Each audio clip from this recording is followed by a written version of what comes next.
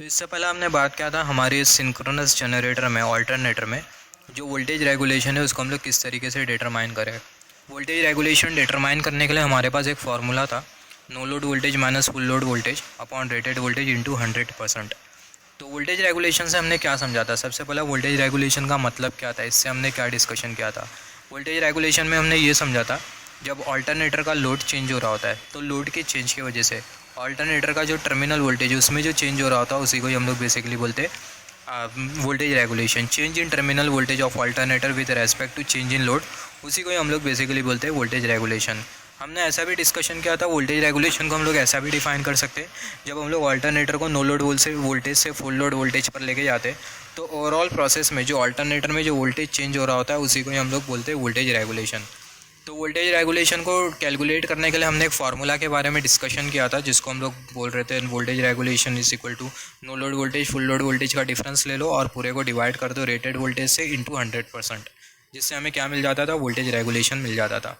मगर ये जो वोल्टेज रेगुलेशन कैलकुलेट करने का जो मेथड है, वोल्टेज रेगुलेशन डिटरमाइन करने का जो मेथड है, नो लोड वोल्टेज लो फुल लोड वोल्टेज लो, no load voltage minus full load voltage, तो जब हम लोग मोटर अल्टरनेटर को फुल लोड वोल्टेज पर चलाते हैं तो ऐसे केस में होता क्या है, जो एनर्जी की जो रिक्वायरमेंट होती है वो ज़्यादा होती है। ओवरऑल प्रोसेस में एनर्जी की रिक्वायरमेंट ज़्यादा होने की वजह से होता क्या है, जो कॉस्ट है वो ज़्यादा चले जाता है।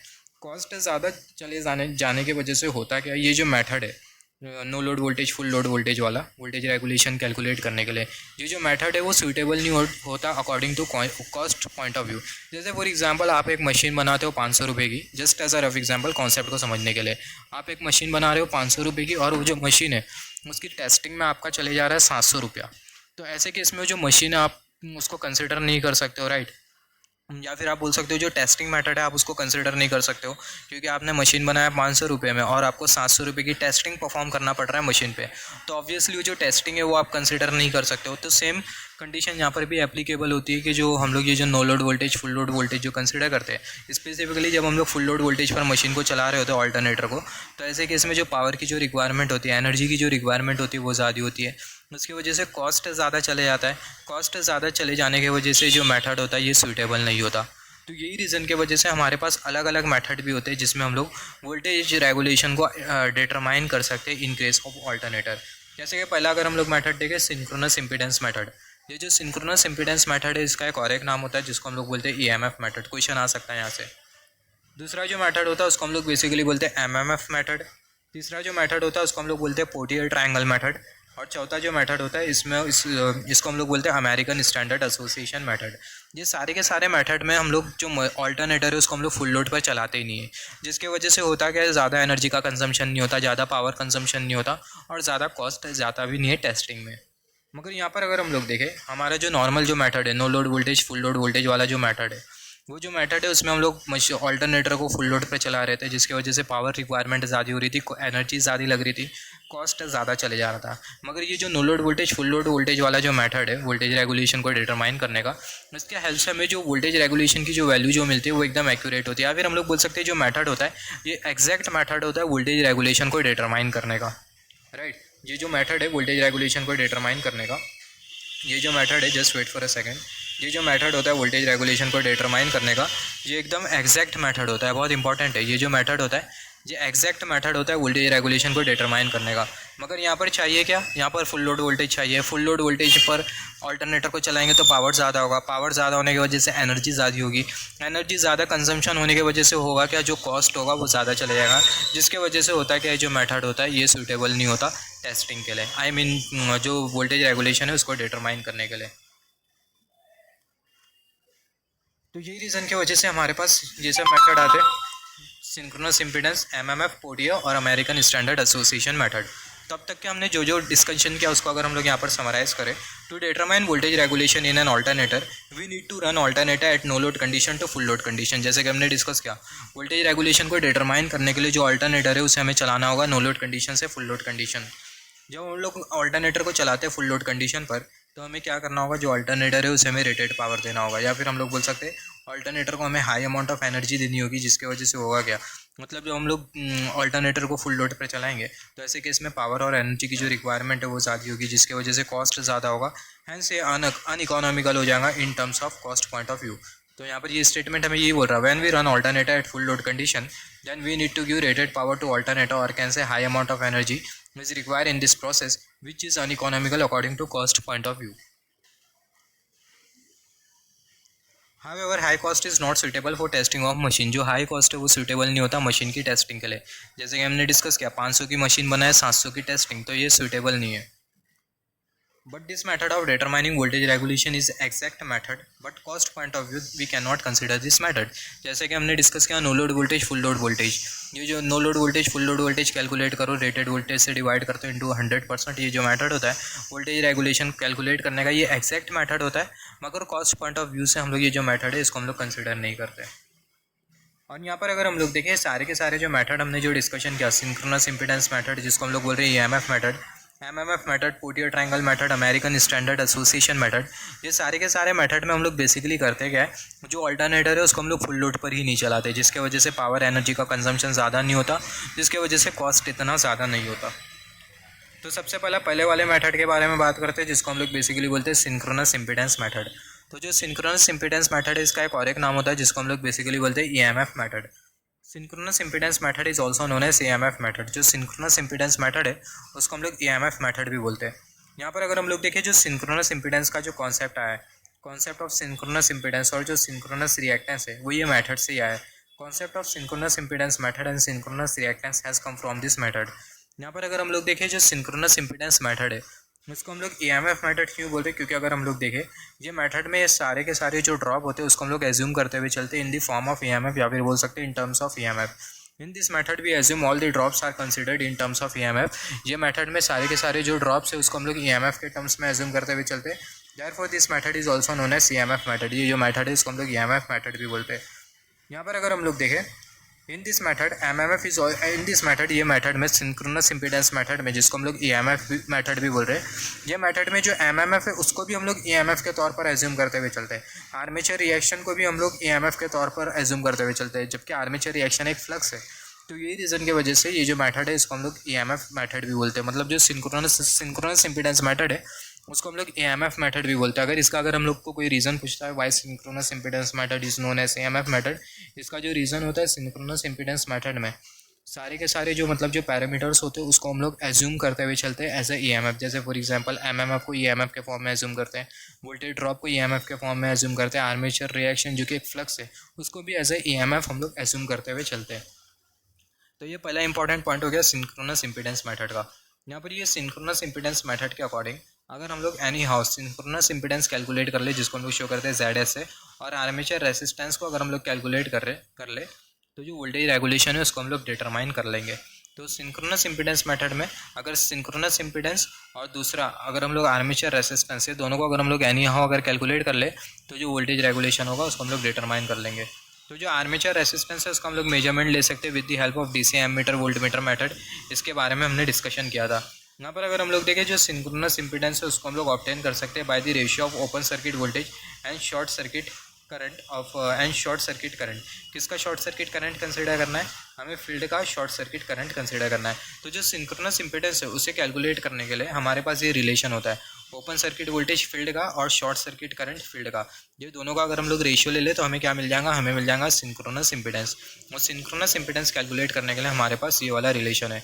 तो आर्मेचर रेसिस्टेंस हम लोग कैलकुलेट कर सकते हैं with the help of DC ammeter ammeter volt meter method, और जो सिंक्रोनस इम्पीडेंस है उसको हम लोग कैलकुलेट करेंगे with the help of this relation open circuit voltage of field upon short circuit current of field. दोनों का अगर हम लोग रेशियो ले ले तो हमें क्या मिल जाएगा, हमें मिल जाएगा शॉर्ट सर्किट इम्पीडेंस। तो शॉर्ट सर्किट इम्पीडेंस हमने कैलकुलेट कर लिया, फिर उसके बाद हमने armature resistance short circuit impedance synchronous impedance हमने कैलकुलेट कर लिया, आर्मेचर रेसिस्टेंस हमने कैलकुलेट कर लिया, तो हमें क्या मिल जाएगा, हमें वोल्टेज रेगुलेशन मिल जाएगा। यहाँ पर अभी अगर हम लोग देखें यहाँ से कॉन्सेप्ट निकल जाता है जिसको हम लोग बेसिकली बोलते हैं short circuit ratio. Short circuit ratio को हम लोग शॉर्ट फॉर्म में बोलते हैं एससीआर। अभी शॉर्ट सर्किट रेशियो का मतलब क्या होता है, field current required to produce rated voltage in open circuit upon field current required to produce rated current in short circuit. यहाँ पर अगर हम लोग देखें ओपन सर्किट में कितना फील्ड करंट लगेगा रेटेड वोल्टेज जनरेट करने के लिए, शॉर्ट सर्किट में कितना फील्ड करंट लगेगा रेटेड करंट जनरेट करने के लिए। ये दोनों का जो रेशियो होता है इसी को हम लोग बेसिकली बोलते हैं शॉर्ट सर्किट रेशियो। हमें पता है ओपन सर्किट मतलब वोल्टेज, शॉर्ट सर्किट मतलब करंट। तो यहाँ पर ये शॉर्ट सर्किट रेशियो से हमने क्या समझा, अगर इसको अगर हम लोग केयरफुली नोटिस करें तो ओपन सर्किट के केस में, ओपन सर्किट में कितना फील्ड करंट लगेगा रेटेड वोल्टेज बनाने के लिए, और शॉर्ट सर्किट में कितना फील्ड करंट लगेगा रेटेड करंट बनाने के लिए, रेटेड करंट जनरेट करने के लिए। इसी का दोनों का जो रेशियो होता है इसी को हम लोग बेसिकली बोलते हैं short circuit ratio. Field current required to produce rated voltage in open circuit, open circuit में कितना फील्ड करंट लगेगा रेटेड वोल्टेज जनरेट करने के लिए, और शॉर्ट सर्किट में कितना फील्ड करंट लगेगा रेटेड करंट जनरेट करने के लिए। ये दोनों का जो रेशियो होता है इसी को हम लोग बेसिकली बोलते हैं शॉर्ट सर्किट रेशियो। यहाँ पर अगर हम लोग देखें शॉर्ट सर्किट रेशियो के साथ एसोसिएटेड ये इंपॉर्टेंट पॉइंट है जो कि हमें पता होना चाहिए। जो शॉर्ट सर्किट रेशियो है वो इन्वर्सली प्रोपोर्शनल होता है आर्मेचर रिएक्शन के साथ। अगर आर्मेचर रिएक्शन अगर ज़्यादा होता है तो शॉर्ट सर्किट रेशियो कम होगा, आर्मेचर रिएक्शन अगर कम होगा तो जो शॉर्ट सर्किट रेशियो होगा वो ज़्यादा होगा। आई होप आपको पता चल गया होगा यहाँ से शॉर्ट सर्किट रेशियो का मतलब क्या होता है। एकदम सिंपल सा कॉन्सेप्ट है। ओपन सर्किट है, ओपन सर्किट के साथ एसोसिएटेड होता है वोल्टेज, शॉर्ट सर्किट के साथ एसोसिएटेड होता है current, basic of electrical engineering. तो ओपन सर्किट में कितना फील्ड करंट लगेगा रेटेड वोल्टेज बनाने के लिए, और शॉर्ट सर्किट में कितना फील्ड करंट लगेगा, शॉर्ट सर्किट में कितना फील्ड करंट लगेगा रेटेड करंट बनाने के लिए। में दोनों का जो रेशियो होता है इसी को हम लोग बेसिकली बोलते हैं शॉर्ट सर्किट रेशियो। और जैसे कि हमने डिस्कस किया जो शॉर्ट सर्किट रेशियो वो इन्वर्सली प्रोपोर्शनल है किसके साथ, आर्मेचर रिएक्शन के साथ। सिमिलरली जो शॉर्ट सर्किट रेशियो होता है वो डायरेक्टली प्रोपोर्शनल होता है मशीन के एयर गैप के साथ। अगर मशीन का एयर गैप अगर ज़्यादा है तो शॉर्ट सर्किट रेशियो ज़्यादा होगा, मशीन का एयर गैप अगर कम है तो जो शॉर्ट सर्किट रेशियो है वो कम होगा। यहाँ पर अभी अगर हम लोग देखें in alternator we consider larger air gap of, in alternator we consider larger air gap of machine. Reason is alternator में हम लोग जो एयर गैप जो कंसिडर करते हैं वो ज़्यादा कंसिडर करते हैं। इससे पहले हमने डिस्कस किया था एयर गैप ज़्यादा करने की वजह से होता क्या है, जो हार्मोनिक होती है वो कम होती है। और उसके बाद हमने ये भी डिस्कस किया था कि जो मशीन की जो स्टेबिलिटी, ऑल्टरनेटर की जो स्टेबिलिटी है वो भी इंप्रूव करती है। हम लोग एयर गैप इंक्रीज़ करते हैं तो शॉर्ट सर्किट रेशियो इंक्रीज़ करता है। जैसे कि हमने डिस्कस किया शॉर्ट सर्किट रेशियो प्रोपोर्शनल होता है एयर गैप के साथ, तो हम लोग एयर गैप इंक्रीज़ करेंगे तो शॉर्ट सर्किट रेशियो इंक्रीज़ होगा। शॉर्ट सर्किट रेशियो इंक्रीज़ करने की वजह से मैक्सिमम पावर इंक्रीज़ होगा, मैक्सिमम पावर इंक्रीज़ होने की वजह से होगा क्या, जो स्टेबिलिटी होगी वो इंप्रूव होगी, राइट। तो यहाँ पर अगर हम लोग देखें बहुत इंपॉर्टेंट, अगर एससीआर बढ़ा मैक्सिमम पावर बढ़ा स्टेबिलिटी बढ़ेगी, एससीआर कम होगा तो मैक्सिमम पावर कम होगा और जो अल्टरनेटर की जो स्टेबिलिटी होगी वो कम होगी। तो एससीआर इन्वर्सली प्रोपोर्शनल होता है आर्मेचर रिएक्शन के साथ, डायरेक्टली प्रोपोर्शनल होता है मशीन के एयर गैप के साथ। फिर उसके बाद जो एयर गैप है अगर वो बढ़ेगा तो जो मशीन की जो स्टेबिलिटी होगी वो भी इंप्रूव होगी। यहाँ पर अभी अगर हम लोग देखें if by keep more air gap stability of alternator increases. जैसे कि हमने डिस्कस किया by keeping more air gap, ज़्यादा एयर गैप रखने से जो ऑल्टरनेटर की जो स्टेबिलिटी होती है वो इंक्रीज़ करती है। तो ये बहुत इंपॉर्टेंट पॉइंट है जो कि हमें इलेक्ट्रिकल मशीन में पता होना चाहिए। जो ऑल्टरनेटर होता है उसकी स्टेबिलिटी कौन कौन से फैक्टर के ऊपर डिपेंड करती है, एयर गैप इंक्रीज़ करने की वजह से होता क्या है, एयर गैप का रिलेशन कैसा होता है शॉर्ट सर्किट के साथ, एयर गैप का रिलेशन का शॉर्ट सर्किट रेशियो का रिलेशन कैसा होता है आर्मेचर रिएक्शन के साथ, इसके बारे में हमें पता होना चाहिए। यहाँ पर अभी अगर हम लोग देखें जो सेलेंट पोल टाइप का जो अल्टरनेटर होता है वो ज़्यादा स्टेबल होता है as compare to cylindrical type alternator. Stability से यहाँ से क्वेश्चन आता है सेलेंट पोल अल्टरनेटर और cylindrical pole alternator. Salient pole alternator और सिलेंड्रिकल टाइप अल्टरनेटर दोनों में से कौन सा अल्टरनेटर ज़्यादा स्टेबल होता है, तो जो सेलेंट पोल अल्टरनेटर होता है वो ज़्यादा स्टेबल होता है as compare to cylindrical type alternator. यहाँ से बहुत बार क्वेश्चन पूछा गया है। सिमिलरली अगर हम लोग देखें जैसे कि हमने डिस्कस किया जो सिंक्रोनस इम्पीडेंस, जैसे कि हमने यहाँ पर बात किया जो सेलेंट पोल अल्टरनेटर होता है वो ज़्यादा स्टेबल होता है सिलेंड्रिकल टाइप अल्टरनेटर के कंपैरिजन में। यहाँ पर अभी अगर हम लोग देखें जो सिंक्रोनस इम्पीडेंस मेथड होता है जिसको हम लोग ईएमएफ मेथड भी बोलते हैं, ये हमें जो वोल्टेज रेगुलेशन की जो वैल्यू जो देता है वो हायर होती है एक्चुअल वैल्यू के कंपैरिजन में। वोल्टेज रेगुलेशन की एक एक्चुअल वैल्यू होगी तो एक्चुअल वैल्यू के कंपैरिजन में हमें जो वैल्यू जो मिलेगी वोल्टेज रेगुलेशन की वो हाई होगी। कौन से मेथड में, सिंक्रोनस इम्पीडेंस मेथड में। तो ये भी बहुत इंपॉर्टेंट है, यहाँ से भी क्वेश्चन आता है कि जो सिंक्रोनस इम्पीडेंस मेथड है इसमें हमें जो वोल्टेज रेगुलेशन की जो वैल्यू जो मिलती है वो हाई होती है किसके कंपेरिजन में, एक्चुअल वैल्यू के कंपेरिजन में। अभी दूसरा जो मेथड होता है उसको हम लोग बेसिकली बोलते हैं एमएमएफ मेथड। अभी एमएमएफ मेथड में हम लोग करते क्या है, जितने भी जो पैरामीटर्स होते हैं उसको हम लोग एमएमएफ के टर्म में एज्यूम करते हुए चलते हैं। यहाँ पर अगर हम लोग देखें in MMF method both armature reaction and leakage are considered in term of MMF instead of EMF.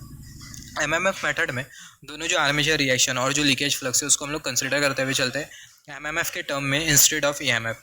यहाँ पर अगर हम लोग देखें एमएमएफ मेथड में हम लोग एज्यूम करते हुए चलते हैं कि जो हमारी जो मशीन है वो कैसे वो अनसैचुरेटेड है। तो ये भी इंपॉर्टेंट पॉइंट है, एमएमएफ मेथड में हम लोग एज्यूम करते हुए चलते हैं हमारी जो मशीन है वो अनसैचुरेटेड है। एमएमएफ मेथड हमें एक्यूरेट रिजल्ट नहीं देता, फिर उसके बाद अगर हम लोग देखें जो EMF मेथड है उसको हम लोग पेसिमिस्टिक मेथड भी बोलते हैं, क्योंकि जो वोल्टेज रेगुलेशन की जो वैल्यू जो देता है वो ज़्यादा होती है कंपेयर टू एक्चुअल वैल्यू। और जो MMF मेथड है उसको हम लोग ऑप्टिमिस्टिक मेथड भी बोलते हैं। मतलब यहाँ पर ये MMF मेथड से हमें ये सब 3 इंपॉर्टेंट पॉइंट के बारे में पता होना चाहिए। MMF मेथड में जो आर्मेचर रिएक्शन होता है और जो लीकेज होता है उसको हम लोग MMF के तौर पर कंसिडर करते हैं EMF के बदले। और जो MMF मेथड होता है वो उसमें हम लोग एज्यूम करते हुए चलते हैं कि जो मशीन है वो अनसैचुरेटेड है। MMF मेथड हमें एक्यूरेट रिजल्ट नहीं देता। और यहाँ पर अगर हम लोग देखें जैसे कि हमने डिस्कस किया था EMF मेथड में, मतलब सिंक्रोनस इम्पीडेंस मेथड में हमें जो वोल्टेज रेगुलेशन की जो वैल्यू जो मिल रही होती है वो हायर होती है as compare to actual value. तो यही रीज़न की वजह से जो EMF मेथड होता है इसको हम लोग बेसिकली बोलते हैं पेसिमिस्टिक मेथड। मगर ये जो MMF मेथड होता है इसमें जो वोल्टेज रेगुलेशन की हमें जो वैल्यू जो मिल रही होती है वो कम होती है as compare to actual value. तो यही रीज़न की वजह से ये जो MMF मेथड है इसको हम लोग बेसिकली बोलते हैं ऑप्टिमिस्टिक मेथड। यहाँ पर अगर हम लोग देखें EMF method is pessimistic method, जो कि हमें वोल्टेज रेगुलेशन देता है, उसकी जो वैल्यू होती है वो हायर होती है as compare to actual value. मगर ये जो MMF मेथड होता है इसको हम लोग ऑप्टिमिस्टिक मेथड बोलते हैं। ऑप्टिमिस्टिक मेथड इसलिए बोलते हैं क्योंकि इसमें हमें जो वोल्टेज रेगुलेशन की जो वैल्यू जो मिलती है, वोल्टेज रेगुलेशन की जो वैल्यू जो मिलती है वो कम होती है as compare to actual value. यहाँ पर अभी अगर हम लोग देखें जो MMF मेथड होता है, जो ऑप्टिमिस्टिक मेथड होता है क्योंकि वोल्टेज रेगुलेशन की वैल्यू देता है जो कि कम होती है एक्चुअल वैल्यू के कंपैरिजन में। अभी तीसरा जो मेथड होता है वोल्टेज रेगुलेशन को डिटरमाइन करने का वो होता है पोर्टियर ट्रायंगल मेथड। अभी ये पोर्टियर ट्रायंगल मेथड में हम लोग करते क्या है, इन पोर्टियर ट्रायंगल मेथड भी assume leakage as a voltage drop. Potier triangle method में हम लोग करते क्या है, जो लीकेज है उसको हम लोग वोल्टेज ड्रॉप के तौर पर एज्यूम करते हैं, और जो आर्मेचर रिएक्शन है उसको हम लोग MMF के तौर पर एज्यूम करते हैं। तो ये जो पोर्टियर ट्रायंगल जो मेथड होता है वो ज़्यादा एक्यूरेट होता है as compare to MMF method and EMF method. यहाँ पर अगर हम लोग देखें in this method we often ignore armature resistance because it's magnitude remain small as compare to armature reaction and leakage. ये पोर्टियर ट्रायंगल मेथड में जो armature resistance होता है उसको हम लोग अक्सर इग्नोर कर देते हैं, क्योंकि जो मैग्नीट्यूड होता है आर्मेचर रेसिस्टेंस का वो कम होता है as compare to armature reaction and leakage, right. तो पोर्टियर ट्रायंगल मेथड में हमें कुछ इस तरीके से ट्रायंगल मिलता है। ट्रायंगल का परपेंडिकुलर है जिसको हम लोग बोलते हैं हाइट, और यहाँ पर ये बेस, और यहाँ पर ये हमने कंसिडर किया हाइपोटेनस। तो यहाँ पर क्वेश्चन कुछ इस तरीके से आता है, पोर्टियर ट्रायंगल मेथड में जो हाइट है वो हमें क्या इंडिकेट करती है। पोर्टियर ट्रायंगल मेथड में जो हाइट है वो हमें क्या इंडिकेट करती है, leakage due to voltage drop, leakage due to voltage drop. और यहाँ पर ये जो बेस है वो हमें क्या इंडिकेट करता है, MMF ऑफ आर्मेचर रिएक्शन। तो यहाँ पर अगर हम लोग देखें पोर्टियर ट्रायंगल मेथड में जो परपेंडिकुलर है वो हमें देता है leakage drop, that is drop due to leakage, और जो बेस है वो हमें क्या देता है, जो बेस है वो हमें देता है MMF due to armature reaction. यहाँ से भी क्वेश्चन आता है पोर्टियर ट्रायंगल मेथड में जो परपेंडिकुलर होता है वो हमें इंडिकेट करता है leakage due to voltage drop, और जो बेस होता है वो हमें क्या इंडिकेट करता है, MMF ऑफ आर्मेचर रिएक्शन। इसके बाद वाला जो मेथड होता है उसको हम लोग बेसिकली बोलते हैं अमेरिकन स्टैंडर्ड एसोसिएशन मेथड। अभी अमेरिकन स्टैंडर्ड एसोसिएशन मेथड में करते क्या हम लोग, यहाँ पर अगर हम लोग देखें this method is most accurate method as compare to rest of the method. ये जो मेथड है अमेरिकन स्टैंडर्ड एसोसिएशन मेथड ये सबसे ज़्यादा एक्यूरेट होता है as compare to Potier, MMF and EMF method. क्योंकि अगर हम लोग देखें यहाँ पर ये मेथड में हम लोग करते क्या है, सैचुरेशन की वजह से जो चेंजेस हो रहे होते हैं उसको भी हम लोग ऐसा एज्यूम करते हुए चलते हैं कि वो वोल्टेज ड्रॉप है। मतलब सैचुरेशन की वजह से जो चेंजेस हो रहे होते हैं उसको भी हम लोग वोल्टेज ड्रॉप एज्यूम करते हुए चलते हैं। तो यहाँ पर अगर हम लोग देखें American standard association method, this method is most accurate as compare to rest of the method because this method consider changes happening due to saturation as a voltage drop. क्योंकि ये मेथड में सैचुरेशन की वजह से जो changes हो रहे होते हैं उसको भी हम लोग as a voltage drop assume करते हुए चलते हैं। तो ये चारों मेथड के बारे में हमने बात किया। यहाँ पर ये अमेरिकन स्टैंडर्ड एसोसिएशन मेथड, इससे कैसा क्वेश्चन आ सकता है, कौन सा ऐसा मेथड है जिसमें जो सैचुरेशन की वजह से जो चेंजेस हो रहे होते हैं उसको हम लोग as a voltage drop assume करते हुए चलते हैं। तो कौन सा ऐसा मेथड है, वो अमेरिकन स्टैंडर्ड एसोसिएशन मेथड है। तो यहाँ पर हमने चारों मेथड के बारे में बात किया, SCR के बारे में बात किया, synchronous impedance method, EMF method भी बोला जाता है। सारे के सारे पैरामीटर्स को EMF के फॉर्म में हम लोग एज्यूम करते हैं। MMF मेथड में सारे के सारे पैरामीटर्स को हम लोग MMF के तौर पर एज्यूम करते हैं। पोर्टियर ट्रायंगल मेथड में हम लोग करते क्या है, पोर्टियर ट्रायंगल मेथड में जो आर्मेचर रिएक्शन है उसको हम लोग एज अ MMF एज्यूम करते हैं, और जो लीकेज है उसको हम लोग as a voltage drop assume करते हैं। अमेरिकन स्टैंडर्ड एसोसिएशन मेथड में चेंजेस जो कि सैचुरेशन की वजह से हो रहे होते हैं उसको भी हम लोग as a voltage drop assume करते हुए चलते हैं।